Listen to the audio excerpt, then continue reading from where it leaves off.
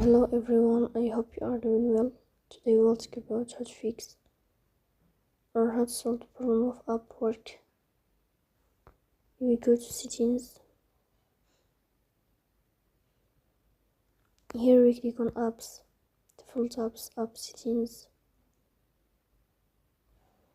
On above you will search about Upwork and we click here. Then we click on first stop and we click OK. Here you will enter to the window of storage.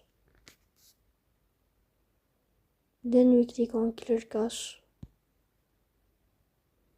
In the end, you will turn off your phone and you will restart your phone again. So please don't forget to support us by like and subscribe. See you next time.